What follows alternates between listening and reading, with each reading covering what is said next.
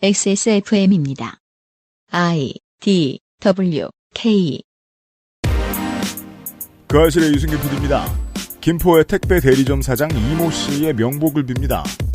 이분의 유서에는 전국 택배 노조에 대한 원망이 적혀 있었고 노조는 수사에 성실히 협조하겠다고 약속했죠.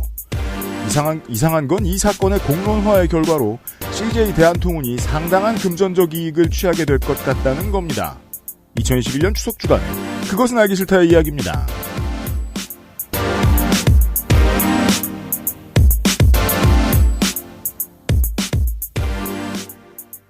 지구상의 청취자 여러분, 가을 날씨지만 아열대처럼 소나기가 종종 주룩주룩 내리고 있는 한강가에서 전해드리는 그것은 알기 싫다 432회 2021년 추석주간 남은 날들에 보내드립니다. 저희들은 지금 휴일에 녹음을 하고 있어서요. 특수고용 노동자 2명만 앉아있습니다. 시사 아저씨가 있고요. 네, 특수고용 프리랜서예요, 프리랜서. 그렇죠. 네, 프리랜서. 시사 보부상들만 앉아있고요. 네. 네. 아니, 정확히 얘기하면 한 명의 사장님과 한 명의 보부상이죠. 그런가? 누가 더 힘든지 얘기하기 시작하면 한두 끝도 없기 때문에 제가 매달 말에 여기저기 지불하는 돈을 내야 들려드려요? 자영업자 너무 힘들어요, 자영업자들. 잠시 후에 우리 같은 자영업자들이 앉아서 한국에서 시민들이 가장 많이 만나는 자영업자에 대한 이야기를 하도록 하겠습니다. 시사 아저씨가 요즘 이제 방송과 TV와 라디오에서 보시면 이런 얘기를 털끝만큼도 안 하는데 이번 주에 없죠. 네. 2시간 동안 떠들도록 하겠습니다. 그것은 알기 싫다는 8시간 다려낸 프리미엄 한방차 더 쌍화, 면역과 과민 반응 개선에 도움을 줄 수도 있는 QBN 면역 밸런스 N, 나의 마지막 시도 퍼펙트 25 전화 영어, 아름다운 재단 18 어른 캠페인에서 도와주고 있습니다. 정려원의 스타일 팁. 패션 말고요. 이건 건강 스타일. 가장 본연의 것에 집중했습니다. 기본에서 답을 찾다. 새로운 건강기능식품. 건강 스타일엔 QBN. 본 광고는 건강기능식품 광고입니다. 8시간 정성껏 다려낸 현대인에 맞춘 프리미엄 한방차 더 쌍화. 10분으로는 부족합니다. 당신의 실력을 충분히 높일 수 있는 최적의 시간. 25분간의 전화 영어 Perfect 25.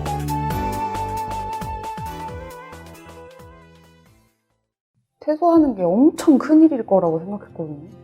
근데 너무 아무렇지 않게 집이 바뀌어 있더라고요. 제가 무슨 생각이 들었냐면 그러면 나는 이제 내 스스로 나를 찾아야 되는구나. 내가 할 수 있는 일 찾아야 되는구나. 만 18세가 되면 보육원을 나와 자립정착금 500만 원으로 자립해야 합니다. 이렇게 보호가 종료되는 아이들은 한 해 약 2,500명.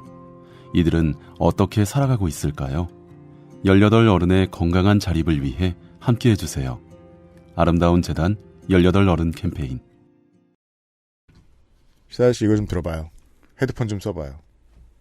매년 2,500명 이상의 아이들이 보호가 종료돼 사회로 나온다고 보시면 됩니다.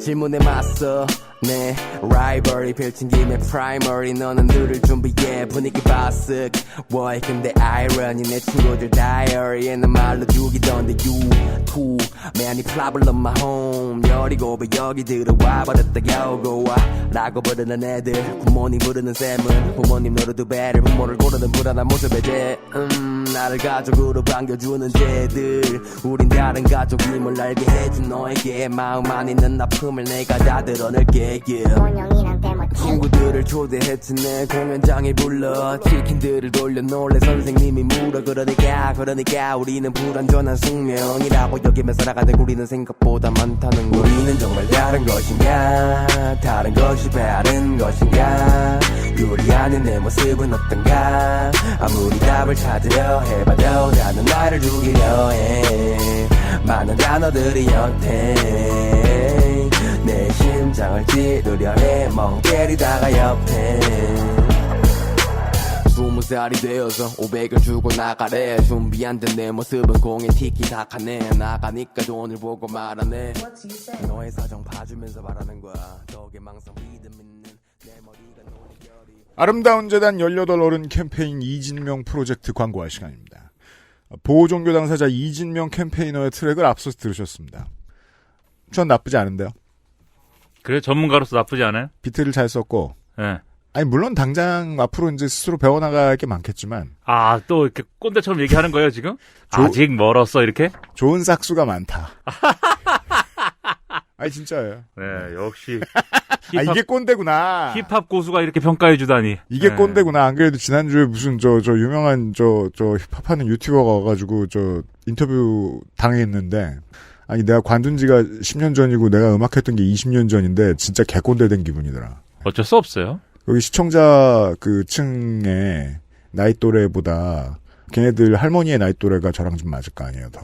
근데 저는 이제 이게 처음에 이렇게 흐름이 좋고, 제가 뭐 힙합의 히읗자도 모르지만, 막 이렇게 뭘 얘기를 하는데 이 흐름이 좋은 것 같은데, 나는 근데 가가 싫어, 가. 가로 끝나는 게 싫어. 가? 네. 왜요? 모든 노래에서 가로 끝나는 게 싫어. 그게 일본 힙합의 어려운 점이거든요. 네. 라임이 거의 별게 없어요. 네. 쓸 수 있는 라임이 거의 없어요. 네. 예. 한국은 그거보다 훨씬 다채로운데, 네. 그렇다고 해도 가나다는 많이 쓰일 수밖에 없어요. 일본이나 한국이나. 아니, 그런 거 있잖아요.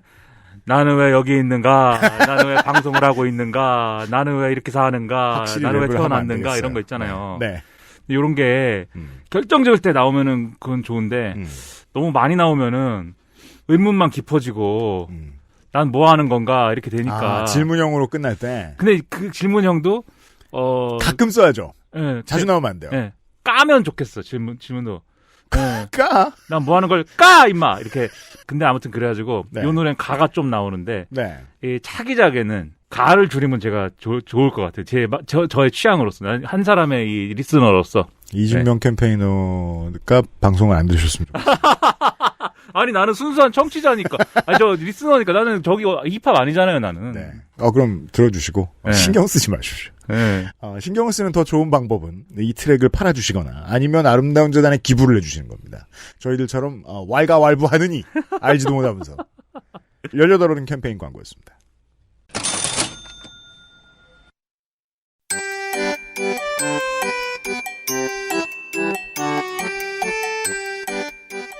양산형 시사평론 민하문구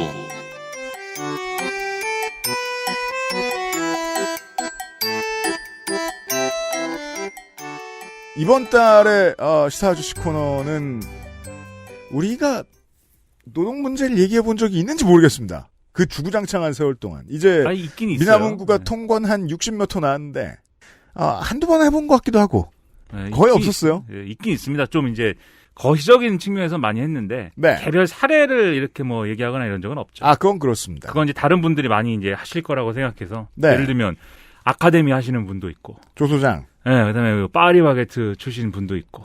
임종린 제장 SPC 노조 저 파리바게트 노조가 실제로 이번에 운수 노동자들과 뭔가 한 게 있었죠. 네. 그리고 뭐 네이버 뭐 이런 일들도 있을 것 같고. 네네. 하여튼 그런 현장의 목소리가 있으니까. 저 같은 시사 보부상들이 사실 뭐 현장에 대해서 뭘 알겠어요.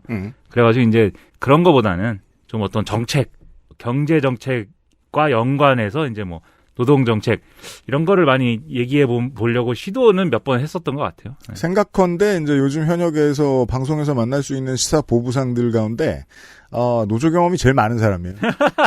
시사 씨가. 예. 이 연휴가 되면 시사 PD들은 그렇게 생각합니다. 세상이 멈춘 줄 알아요. 뭐 요걸로 시작을 해보죠. 그렇지 않았습니다. 유엔 총회도 있었습니다. 네. BTS. 문 대통령 연설 일부를 좀 소개를 해드리죠.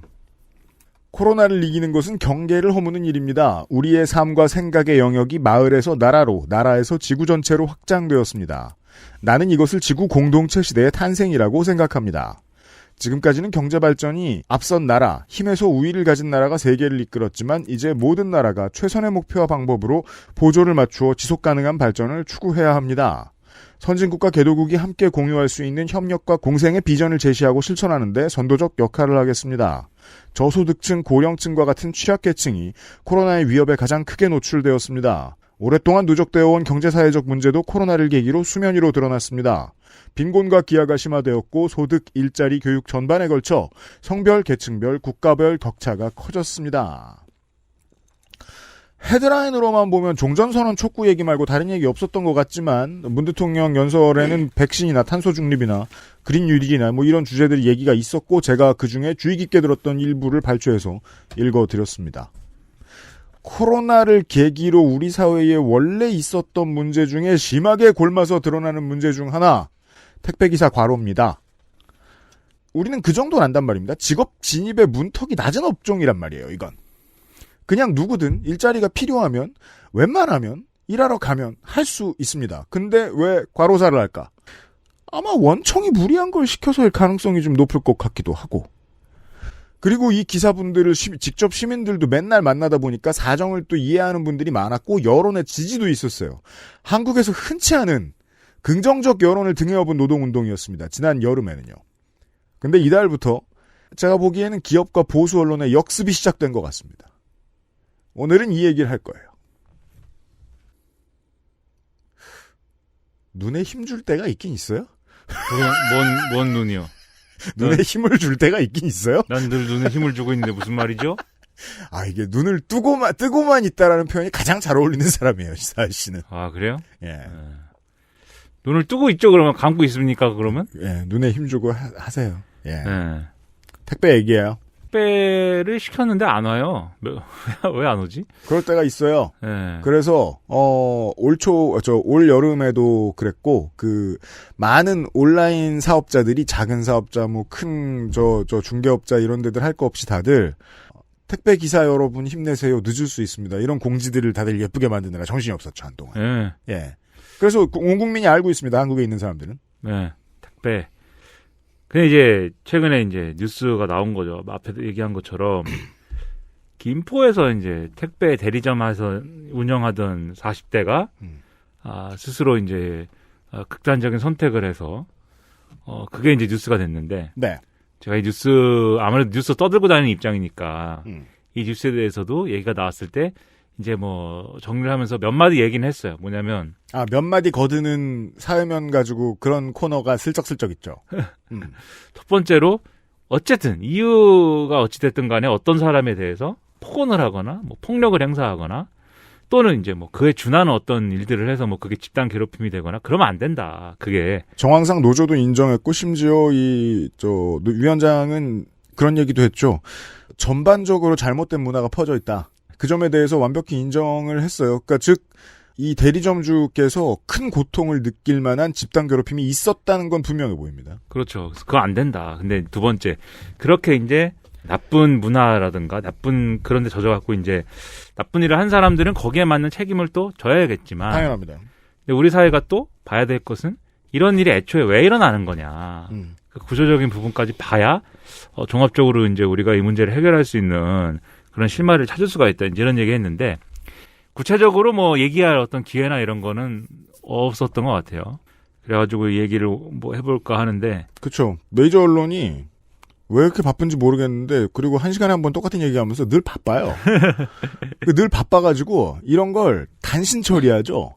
네. 한 줄로 처리하는 경우에는 이 사건의 경우에는 집단 괴롭힘에 의한 극단적 선택만 남았어요. 그렇죠. 예. 그러니까 이게 사건이 이분이 돌아가신 자리에 이제 A4 용지 2장에 걸쳐서 직접 쓴 유서가 이제 나왔다라는 건데 예. 직접적으로 민주노총의 전국 택배노조 이 소속의 조합원들에 대한 메시지가 포함이 돼 있었습니다. 상당한 원망을 표현하고 있는데 맞아요. 예를 들면 언론에 인용된 걸 읽어드리면 너희로 인해 버티지 못하고 죽음의 길을 선택한 사람이 있었다는 것을 잊지 마라 이렇게 써 있어요. 네. 그리고 이제 이분이 이제 대리점을 운영한 데가 원청 이제 CJ 대한통운인데 이 CJ 대한통운에 택배 대리점 연합회가 있습니다. 택배 대리점 연합회. 네, 이건 대리점을 하시는 분들의 이제 단체인 거죠. 따라서 이분들도 CJ 대한통운에 직고용되신 분들이 아니고요. 그렇죠. 개인 사업자들 간의 모임입니다. 뭐 우리가 그동안 얘기했던 걸로 설명해 드릴 것 같으면 뭐 파리바게트의 점주 연합회. 네. 아니면은 뭐 각 편의점 체인의 점주 연합회 네. 이런 겁니다. 그렇죠. 네, 중간의 위치를 차지하고 계시는 분들. 그분들이 편지를 공개를 했고 택배 노조가 현장에서 너무 이런 부적절한 어떤 행위들이나 뭐 이런 극단적인 뭐 투쟁 방식 그런 걸로 고통이 너무 크다. 그런 것의 어떤 영향으로 이런 비극적인 사건이 발생한 거다. 이렇게 주장을 했어요. 근데 이제 이분들만 이렇게 주장했으면은 이게 뭐 좀 잘 알아봐야 되는 거 아닌가, 더 잘 알아봐야 되는 거 아닌가라는 생각도 했을 건데 유족들도 이제 같은 얘기를 했어요. 평소에 네. 고인이 이 문제로 상당히 괴로웠고 상당히 이 문제 때문에 어려운 지경까지 갔다 이렇게 얘기를 하고 있어서 이게 그러면 이 조합원들의 어떤 그런 부적절한 행위나 이런 것들은 있었구나 저는 이렇게 생각을 했는데 네. 어쨌든 간에 진상조사는 해봐야죠. 택배노조가 진상조사를 했습니다. 자체적으로 네. 조사를 했는데 그런 이제 좀 행위들이 있었다는 것을 인정을 했어요. 그래서 그러니까 예를 들면 뭐 이런 거죠. 뭐 아침에 집회가 있을 때 본사 직원들이 지나가거나 대리점주가 지나가면은 뭐 욕설을 한다거나 그 외에도 구체적인 뭐 못된 짓이 있었느냐라는 걸 아예 본사 직원이나 대리점주들을 대상으로 조사를 전국 택배노조가 했던 것 같고 전국 택배노조 위원장의 주장에 의하면은 못해도 한 20곳 중에 한 곳에는 이런 피해 사례가 있는 것 같다. 네. 20곳 중에 한 곳이면 적다면 적은 겁니다만 많다면 꽤 많은 거예요. 그렇죠. 예. 그리고 이제 지금 극단적인 선택을 하신 분 같은 경우에는 카톡 대화방 뭐 이런데 단체 대화방에 이제 같이 있는데 거기서 이제 인간적인 모욕이나 멸시 이런 걸 막 하고 그리고 결정적으로는 이분이 대리점을 이제 하고 있으니까 네. 대리점을 못하게 하겠다. 그리고 그 대리점을 이제 뺏으면 어떨까? 뭐 이런 얘기도 하고. 그러니까 뭐 굉장히 이제 좀 그 문제로 이제 압박이 있었고 그리고 그런 이제 폭언들로 끝난 게 아니고 이분들이 이제 이 실제로 갈등이 있었어요. 이 대리점하고 조합원들하고. 네, 맞습니다. 그 수수료 문제라든지 그다음에 이 대리점의 운영의 문제라든지 이런 걸 두고 이견이 있었기 때문에 배송 거부하고 막 그랬어요. 이 조합원들이. 예. 근데 이제 배송을 거부한 것 중에 이제 일종의 쟁의 행위의 어떤 기준으로 보면 쟁의 행위를 이제 좀 효율을 높이기 위해서 효율을 높여야 되는 거잖아요. 쟁의 행위가 효과가 당연합니다. 그래서 신선식품이라든가 이런 거를 이제 배송을 안 해버리고 거기에 쌓아둔 거죠. 네. 대리점에. 그러면 이제 이거는 배송은 돼야 되는 건데 배송이 안 되면 그게 이제 문제가 되잖아요. 누군가에게 손해가 되는데 네. 보통 화주의 화주인 대기업들은 이런 거 책임 안 지게 돼 있는 구조입니다. 그렇죠. 그래서 대리점 하시는 이분이 일가족 동원해갖고 배송하고 이랬다는 거예요. 그렇죠. 그래서 그런 이제 어려움들이 있었던 끝에 이제 결과적으로는 대리점을 포기하겠다 이런 입장까지 갖고 그리고 나서 이제 이 사건이 벌어진 것이기 때문에 그래서 이곳은 특히 이제 그런 갈등이 심했던 것 같고 그리고 뭐 비슷한 일이 다른 데서도 근데 뭐 벌어지지 않으리란 법이 없는 것 같다. 꽤 있었던 것 같다. 그렇죠. 네. 근데 이제 여기에 대해서 택배노조 측의 입장 중에 유족들이 좀 반발한 부분이 있었는데 그건 뭐냐면 이 대리점이 이제 예를 들면 어떤 특정 지역을 이제 커버하는 걸로 돼 있잖아요.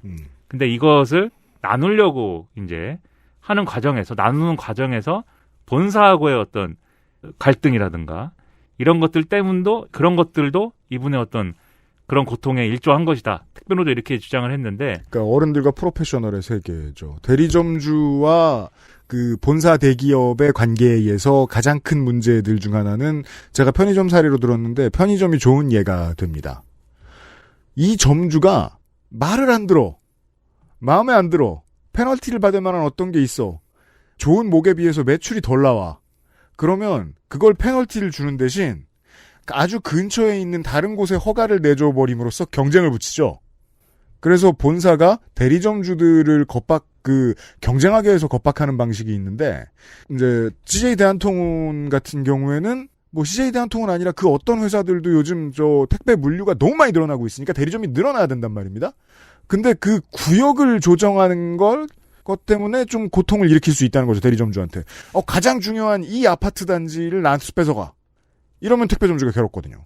대리점주가. 택배노조의 주장은 이제 그런 취지였고, 근데 여기에 대한 이제 유족들이나 또 이제 대리점주 이 단체들의 얘기는 또 달랐어요. 유족들은 화가 나죠. 그럼 당신들이 안 괴롭혔다는 거냐? 그렇기도 하고, 애초에 그 이제 분구, 그러니까 지금 말씀하신 대로 담당 지역을 나누는 문제도 결국은 택배 노조와의 갈등 구조에서 벌어진 일이었다.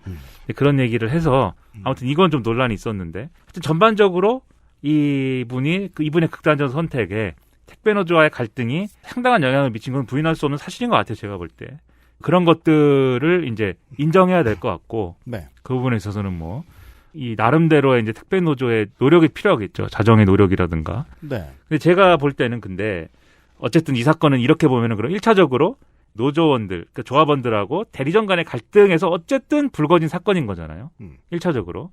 그래서 이 불거진 갈등이 부적절한 방식으로 가면서 그리고 수습이 안 되면서 이제 대리점주의 극단적인 선택까지 간 건데 근데 이제 이것의 연장선에서 그러면 왜 이런 일이 발생하는가에 대한 구조적인 문제를 볼 필요가 있다. 그러니까 앞서도 말씀드렸듯이 어떤 사람들이 책임을 지고 뭐 법적인 책임을 지든지 아니면 뭐 도의적인 책임을 지든지 그 문제는 당연한 거고 그 문제는 당연하다고 전제하고 경제지 읽을 때 네. 사람 성질 나는 지점이 그거죠. 노조원들이 잘못한 게 분명한데 그 하나로 이것과 관련된 사회적 모든 흐름을 다 퉁치려고 시도를 하니까 네. 한두 가지 이야기가 뒤에 있는 게 아닌데 말입니다. 네. 그렇죠. 그래서 이 구조적인 문제를 한번 볼 필요가 있다. 네, 그런 점에서 구조적인 문제란 뭐냐? 그걸 봅시다. 결국은 제가 볼 때는 이제 특수고용 노동자라는 이런 어떤 환경에서 조건에서 오는 게 커요. 저는 그렇게 생각을 합니다. 그러니까 제가 아까 뭐 노조 경험이 상당하다 이렇게 말씀하셨는데 저들과 비교해요. 네, 제가 그 노조 경험이라기보다는 거친 노조가 많이 있어요. 그래요? 네. 저 뭐 그 건설 노조에 제일 오래 있던 거 아니에요? 뭐 다 뭐 모르겠어요. 내가 뭘 하는 건지. 근데 네. 기자질 했으니까 언론 노조 조합원이었죠. 그리고 그 어쩌다 보니까 공공운수 노조 조합원은 지금도 조합원이에요. 그래요? 네. 네. 그게 이제 그 얘기는 복잡한 얘기니까 나중에 뭐 기회 되면 하고. 알았어요. 그리고 그 이전에 이제 직장을 다녔던 데가 직장으로서 다녔던 데가 건설 노조였어요. 아. 네. 이 사건 딱 보고 왜 특수고용 노동자라는 조건이 이 문제를 만들고 있다는 생각이 들었냐면 제가 건설 노조 중에서도 덤프트럭을 모시는 분들, 네. 덤프트럭 기사분들의 그 단체에서 일을 했거든요. 그때 이제 덤프연대였고 이분들이 이제 그 노조를 만들고 싶었는데 다 개인 사업자여서 노조를 만들 수가 없다. 그렇죠. 그렇게 주장을 해서 관에서 그렇게 주장을 해서 어떻게 해야 될까 고민을 하다가 만든 게 이제 덤프연대였어요. 처음에는 이제 그냥 임의단체 비슷하게 시작을 했지만 그 전에 특수고용 노동자가 이렇게 막 의제화되고 하기 전에 약간 애매하게 비슷한 처지인데 애매하게 만들어진 노동조합이 있었거든요. 건설 운송 노조라고. 이건 이제 레미콘 트럭 운전사들이 만든 노조예요. 그렇군요. 네. 그래서 여기에 산하단체처럼 들어가는 걸로 이제. 그래서 건설 운송 노조 덤프현대가 됐었고 그게 나중에 이제 건설 노조로 다 통합이 되면서 지금은 이제 건설 노조, 건설 기계지부 뭐 이렇게 편제가 돼 있어요, 지금은. 네네. 근데 거기에서 벌어지는 일하고 비슷한 게 있어요. 뭐냐면 어떤 점이요? 일단 일반적인 고용 관계, 즉 회사원과 그다음에 이제 사장님 이런 관계에서 직접 고용의 계약 관계. 네, 회사원들이 노조를 만들면 그 노조가 그리고 파업을 하거나 이러면 이 갈등 관계가 심플합니다. 사장님과의 갈등이에요. 회사와의 갈등이에요. 그래가지고 어떤 사람이 이제 노조가 하는 파업이나 이런 집회 참가를 안 하잖아요. 그 같은 회사 직원이. 그런다고 해서 뭐 그 직원이 그렇게까지 뭐 죽일 놈인 건 아니잖아요. 그냥 기분은 좀 나쁠 수 있는데. 또 평상시에 보는 얼굴이고 하다 보니. 네. 네. 쟤는 왜 이런 중요한 때 빼고 그래. 뭐 이렇게 생각할 수 있고. 그렇긴 한데 막 때리고 싶진 않잖아요. 그거 가지고. 물론 이제 평소에 이제 착하게 살지 않았으면. 네. 뭐 그걸로 심각하게 갈라진 뭐 MBC 같은 사태도 있습니다만 드물어요. 네. 네. 그리고 이제 뭐 어떤 사람이 파업에 참가를 하지 않고 일을 했다고 해서 그것 때문에 조합원들이 뭐 특별 피해를 입는 것도 없고 다만 그 사람이 구사대가 돼가지고 과거의 용어죠. 네. 회사에 진입하려고 그러는데 못 들어오게 한다. 이러면 이제 한판 붙는 거죠, 그러면. 아예 저 반대편에 가 싸우고 있다. 네. 예. 그런 문제인 거지만. 그런 경우가 아닌 이상. 부딪힐 일이 없어요. 이 비조합원 또는 이제 소극적인 뭐 그런 행동을 하는 직원 뭐 이런 경우에. 근데 특수고용 노동자는 그게 아니에요. 특수고용 노동자는 내가 파업을 하고 있으면 내가 개인 사업자가 가까운 그런 업태를 갖고 있으니까 네. 내가 파업을 하고 있다는 것은 결국 자영업자의 논리로 얘기하면 내가 장사를 안 하고 있다는 겁니다. 오늘 하루 파업했다. 네. 오늘 하루 장사를 포기했다는 뜻입니다. 네. 네. 그리고 여기서 끝나느냐? 그게 아니에요. 다른 어떤 놈이 내 손님 뺏어갔다는 얘기예요, 그게. 그렇습니다. 예. 제가 이제 과거에 이제 덤프트럭 아저씨들하고 있을 때도 집회를 하잖아요. 보통 이제 집회 사회자가 그런 걸 해야 돼요. 이 동지 여러분, 사측이 이렇게 나오고 우리가 참을 수가 없습니다. 한번 본때를 보여줘야겠습니다. 뭐 일어나서 뭐 구호를 외치게 한다든지. 그런데. 네. 근데 덤프트럭 아저씨들의 집회는 사회자가 하는 역할의 한 70%가 아저씨들을 진정시키는 거예요. 진정시켜야 됩니다. 어떤 경우가 일어나냐면 앉아갖고 이제 덤프트럭 다 놀고 있고 집회를 하고 있잖아요. 근데 옆에 덤프트럭이 일을 하러 지나간다. 예. 그러면 열받잖아요. 그렇죠. 이게 우리가 파업을 하고 있는 게 뭐 나만 좋자고 하고 있는 거야? 덤프 노동자들의 노동자성을 인정받고 말이지. 좀 더 나은 생활을 할 수 있도록 법적으로 보장해주는 그런 것들이 필요하다고 해서 하고 있는데 너는 얌체같이 거기서 기회니 뜨다하고 이거 장사를 해? 거기 따라가요. 덤프트럭을. 네네네. 네. 그러면 뭔가 하여튼 큰일이 벌어질 것처럼. 예전에 화물연대 얘기하면서 그런 얘기 들은 적이 있습니다. 저도. 네, 화물연대도 똑같습니다. 화물연대도 그런 일이 비일비재합니다. 그렇죠. 그러니까 그들을 진정시키고. 이게 연대는 서로 간의 이해관계가 복잡할수록 어렵죠. 네. 네. 그러니까 이 택배 노조도 비슷한 구조였을 것 같아요. 제 생각엔 특수고용 노동자라는 게. 그리고 특히 이제 특수고용 노동자들이 이제 주로 이제 좀 중년 이상의 남성들로 구성이 되어 있는 그러한 노동조합의 경우에는 이런 게 물리적인 충돌로 이어질 가능성이 대단히 큽니다. 네. 이게 하나의 성별만 모여 있을 때 이건 참 실험을 해봐야 될 문제입니다만 하나의 성별만 많이 모여 있을 때 이상하게 물리력이 쉽게 동원되곤 하는 것을 우리가 종종 볼 수 있죠. 그렇죠. 그 성별이 모여도 좋아요. 우리는 어쨌든 한국에 태어난 남성으로서 체득한 어떤 그 갈등 해소의 방법이 있잖아요. 그 디테일한 요소들을 지금 시사 아저씨가 설명을 해주시고 계시는 거예요. 네. 자영업자들의 세계에서 자영업자들이 연대하기로 모였는데 자영업자들이 연대를 하기로 시간을 내고 장소를 빌렸다. 그랬으면 그동안은 돈을 못 버는 거고 근데 누가 딴 사람이 돈을 번다는 걸 알고 있다. 네. 이미 연대를 하는 그 자체로 조금 속상해 있는 상황이에요. 네.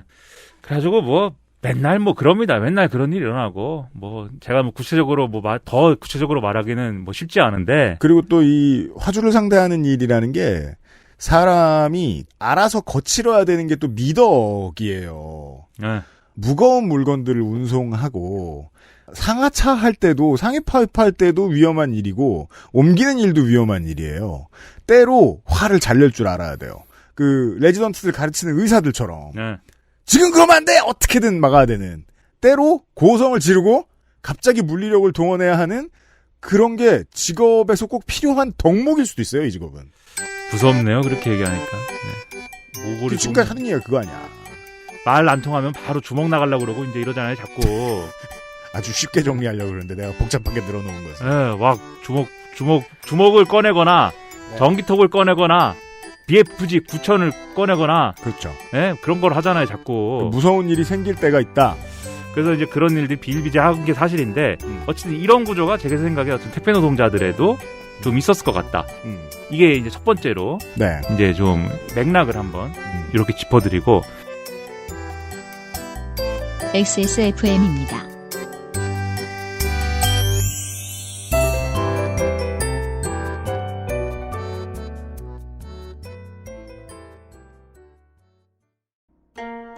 전하, 선대부터 내려오던 그 방식 그대로이옵니다. 8시간 넘게 다려냈느냐? 네, 8시간 넘게 다린 후 10분씩 4번 김을 빼고 불순물을 제거하였습니다. 맛이 좋구나. 어마어마하게 진상해도 괜찮은 게냐? 네, 남녀노소 누구나 드실 수 있도록 오랜 연구 끝에 나온 한방차이옵니다. 좋구나. 이 한방차를 더 쌍화라 명하노라. 현대인에 맞춘 프리미엄 한방차 더 쌍화. 18 어른의 건강한 자립을 위해 함께해 주세요. 아름다운 재단 18 어른 캠페인.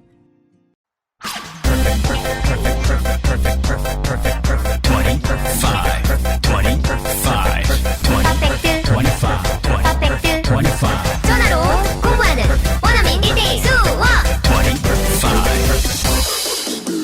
Why don't you call Perfect 25? 가장 본연의 것에 집중했습니다. 기본에서 답을 찾다. 새로운 건강기능식품. 건강스타일엔 튜비엠. 본 광고는 건강기능식품 광고입니다.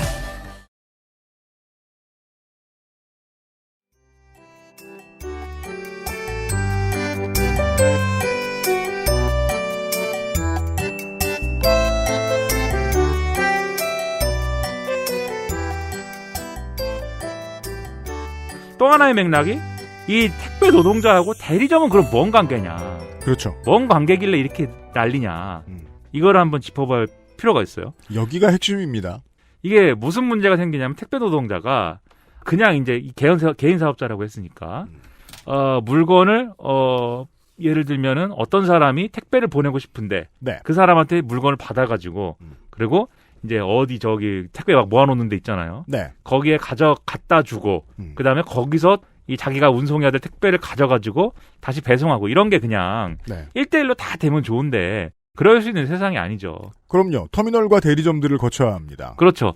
그리고 이제 자기가 상대하는 예를 들면은 뭐랄까 우리 개인들을 뭐 택배기사 한 사람을 그냥 상대하면 뭐 그건 상관없을 텐데 예를 들면 회사 특히 뭐 쇼핑몰 이런데 네. 네, 이런 데는 이분들이 영업을 해야 돼요. 그리고 이런 데가 많아지면 혼자 감당 못합니다. 그래서 결국은 그런 데서 이제 대리점이 형성이 되는데 맞습니다. 그래서 이걸 대리점이 해야 돼요. 그 지역에 있는 택배기사들의 차량 관리라든가 누가 어디로 가고 누가 어떻게 되고 지금 어디서 뭘 하고 있고 이런 관리라든가 그다음에 그 지역 내에 있는 사업체, 클라이언트들하고의 어떤 영업을 뚫는다던가. 저희도 계약된 기사님이 있어요. 네. 그러니까요. 청취자분들한테 선물 보내드릴 때 전담해 주시는 기사님이 계세요. 픽업해 주시는. 네. 네. 그런 거를 관리한다거나 그리고 또 사무실 자체를 유지하기 위해서 또 아무튼 또 굴리는 돈이라든가 이런 게 있습니다. 네. 근데 그런 거를 대리점이 이제 해요. 근데 이 대리점에서 해주는 대신에 그냥 뭐 공짜로 해주는 거냐. 그건 아니고 없죠. 이게 택배의 세계는 다 뭐 건당 수수료잖아요, 결국. 모든 건 수수료입니다. 네. 건당으로 치잖아요. 그 수수료에서 일부를 떼는 거죠. 그렇죠. 네. 그래서 이 일부를 이제 떼는데 그게 이제 택배 기사들이 볼 때는 의문이 있는 거죠. 예를 들면 수수료는 뗄 수 있다. 아마 택배 노동자들한테 물어보면은 대리점에서 수수료 떼는 거는 좋은 일입니까? 뭐 나쁜 일입니까? 물어보면 뭐 뗄 수 있다고 다 얘기할 거예요. 왜냐하면 수수료가 있다는 것에 이의를 제기할 수는 없어요. 네. 왜냐하면 실제로 대리점이 있기 때문에 이 해결되는 문제들이 있으니까. 그럼요. 네. 그런데 대부분 아마 과다한 게 아닐까요? 이 얘기를 할 거예요, 분명히. 제일 중요한 단어가 과다한 거거든요. 네. 근데 이게 정말이지 10원하고 100원 이런 차이에서 사람이 과로사 하느냐 인간답게 사느냐가 결정될 수 있는 수준이라서 이걸 설명하는 게 너무 어려운 일인 것 같아요. 그렇죠. 예. 이게 이제 과다하지 않느냐라고 생각하는 이제 배경 중에 하나는 또 이 대리점주라는 분들은 그럼 어떤 분들이냐. 사실 이분들도 택배 노동자 출신인 경우가 대다수예요. 일을 알아야 돼요. 그게 이제 택배 노동자 예를 들면은 이 대리점이 만들어지는 어떤 자연적으로 왜 대리점이 형성될 수밖에 없느냐를 얘기를 한다면 자기가 이제 평소에 이제 좀 계약을 하고 그다음에 이제 운송을 하고 할 수 있는 대상들, 손님들이 네. 거래처가 예를 들면 내가 하루에 한 50군데 정도는 커버할 수 있다. 그런 정도의 어떤 역량을 내가 가지고 있다. 이렇게 쳐보자고요. 네. 근데 내가 관리하는 지역에 막 이제는 거래처가 100개씩 된다. 200개씩 된다. 네. 그러면 혼자 처리를 못 하잖아요. 사실 지난 2년 사이에 더 폭발적으로 늘어났고요. 네. 50개 하던 데에서 5,000개 맡아야 될 수도 있고요. 네. 네. 그러면은 이거 다른 택배 기사한테 좀 수수료를 받고 이 일을 나눠줘야겠다. 이 개념으로 시작을 하는 게 대리점이에요. 그러니까는 원래 지금 대리점주이신 분들은 그 지역에서 오래된 이제 택배 노동자 출신이거나 한 경우들이 있는 거죠. 그리고 그런 분들이 그 사무실을 운영하고 있는 건데 우리가 이제 흔히 그냥 시체말로 얘기하면 그런 거잖아요. 아는 놈이 더하다 뭐 이런 거 있잖아요. 기분상. 그렇죠. 실제 아는 놈이 더한지는 그건 몰라요, 사실. 정확히 따져보지 않았으니까 우리가. 하지만 아는 놈이 더할 때 눈에 확 띄죠. 예. 아, 저 아는 놈. 예. 우리가 엑셀 표를 만들어가지고 실제로 아는 놈이 더한지를 우리가 그래프로 그려갖고 비교해본 적은 없지만. 무슨, 이제, 제철소나 조선업 주변에, 자동차 주변에 하청업체 같은 데를 세우고, 노조 제일 잘 탄압하는 분은, 위원장 출신 사장님들이 들어있어요. 그거 참 가슴 아픈 얘기예요. 그 보면 이제, 저 아는 놈. 그런 얘기 하죠. 그래가지고 그런 기분인 거예요. 그리고 사실 저게 대리점이라고 뭐 하고 있는데, 내가 볼 때는 그렇게 어렵지 않거든, 이게. 왜냐면 어쨌든 나도 오늘 대리점주 돼서 할 수 있는 거니까. 나한테 부동산과 돈이 있다면, 그리고 인맥이 있다면, 그러니까는 저거 왜 별일도 아닌데 이렇게 수수료 많이 떼가지? 이제 이런 이제 기분들이 있는 거예요. 수수료가 많을 경우에는요. 네, 특별 노동자들이. 그래서 이제 이 대리점하고 이제 쉽게 싸우는 구조가 이 형성이 됩니다. 기본적으로 택배기사와 대리점은 텐션이 있다는 설명을 해주신 거예요. 네. 그리고 이제 그렇다고 뭐 대리점이 지금 뭐 다 행복하냐, 뭐 그렇지는 않고요. 예를 들면 이제 그 지역을 가지고 그러면은 이 원청, 그러니까 즉 본사인 CJ 대한통운하고 네가 어디부터 어디까지가 대리점 영역이나 이런 것들도 사실 입찰을 해가지고 다 따내야 되고. 그렇죠. 2년마다 재계약해야 되고. 어른들의 사회에서 입찰이란 뭡니까? 제살 깎아먹어야 낙찰됩니다. 그리고 여러 이유로 지역을 나눠야 될 수도 있고, 그거 이제 내가 원해서 나누는 경우도 있고, 또는 이제 본사의 방침이 그럴 경우도 있고, 여러 경우가 있을 텐데, 이 지역을 나눠야 되고 뭐 이런 경우들이 발생해요. 근데 이게 건설로도 똑같았어요. 제 경험상. 덤프 아저씨들도 덤프 트럭이 있잖아요. 네. 덤프 트럭 내 거란 말이에요. 그렇죠. 돈 주고 사요. 덤프 트럭을. 물론 자기 돈으로 사지 않습니다. 캐피탈의 돈으로 사지. 당연합니다. 네, 머시기 캐피탈. 그래갖고 그걸 할부금을 매달 갚고 있어요. 금융권 돈으로 샀어요. 차를. 네. 근데 아무튼 그거를 해가지고 현장이 생길 때마다 그 현장하고 일종의 계약을 하는 구조인데. 그렇죠. 근데 현장이 생기면은 전국에 뭐 현장이 어디서 몇 개가 언제 어떻게 생기는지 내가 모르잖아요, 그걸. 누군가는 아무튼 그 소식을 일을 물어다 줘야 돼요. 그렇죠. 그 소식을 듣고 연결을 해줘야지 내가 일을 할 수 있는 거잖아요. 네. 근데 내가 덤프 트럭을 너무 오래 해가지고 이미 아는 이 판로가 많아. 그렇죠. 그러면은 이걸 내가 나 혼자 다 할 수는 없으니 덤프 트럭을 한 5대 사가지고. 그렇죠. 예? 빚을 또 지죠. 5대 사가지고 기사를 각각 고용해가지고 이분들은 그래서 트럭을 갖지 않은 기사들이에요. 기사를 4명 고용해가지고 이 4명한테는 이 현장 저 현장을 막 보내자. 그렇죠. 또는 아예 한 현장에 예를 들면 덤프가 뭐 20대 필요한데 내가 한 5대 정도는 대자. 이렇게 같이 가고 이러면서 그분들이 지금 택배로 얘기하면은 대리점화 되거든요. 사업이 커지면 그렇게 되죠. 네. 이게 이제 운수업 중에 가장 정직한 사업이랑 비교를 해보자고요. 네. 예를 들면 여객운수. 네.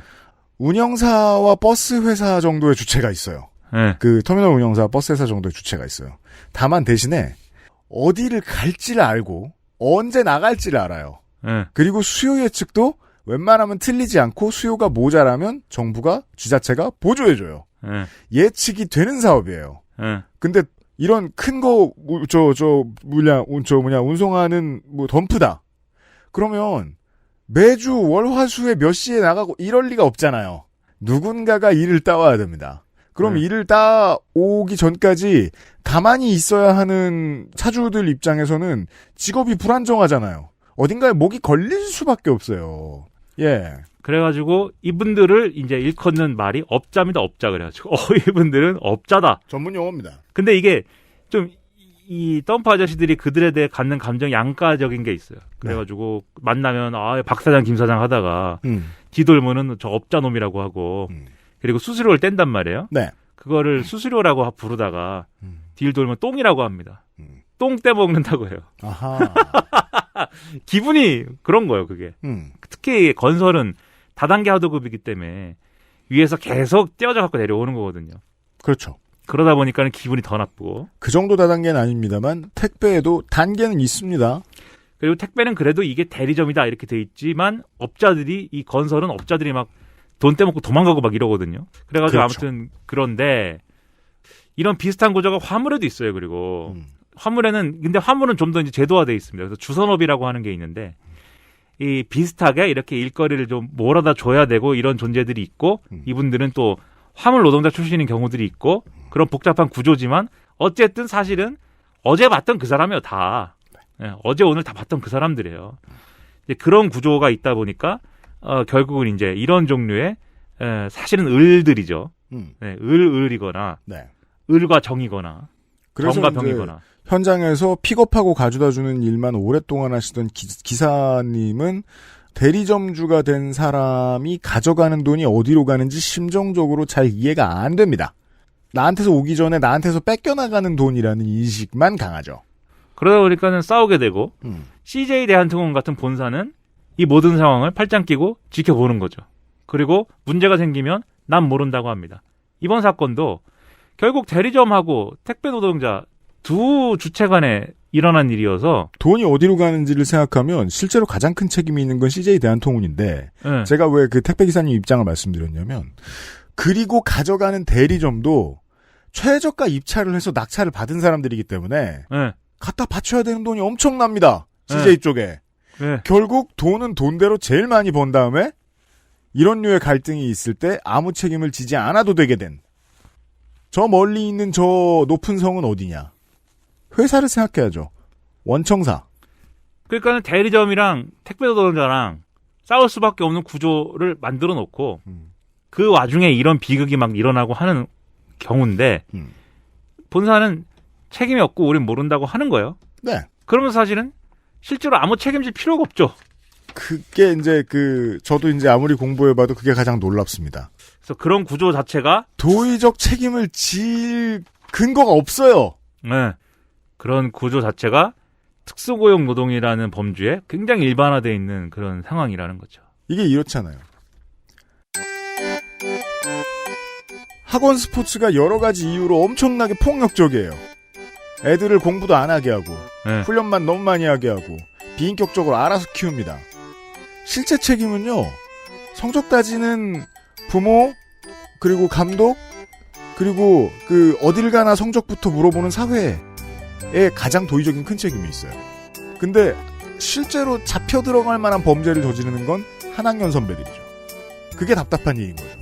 그럼 그 한 학년 선배들이 단죄를 받고 나면 학원 스포츠가 깨끗해지나? 아닌 게 뻔하잖아요. 그렇죠. 그러니까 이 상황이 그렇게 느껴집니다. 그런 스포츠를 돌아가게 만들어서 그걸로 돈 버시는 분들은 따로 있다고요. 요런 결론을 냅시다, 오늘은. 돈이 어디로 흘러가는지와 책임이 어디로 흘러가는지가 동일해야 되는데 전혀 그렇지 않고 있다는 얘기 정도만 해두겠습니다. 연휴 끝난 첫날에 그것은 알기 싫다였습니다. 시사 아저씨와 함께 인사드리죠. 내일 이 얘기를 좀 더 해보죠. 안녕히 계세요. XSFM입니다. I, D, W, K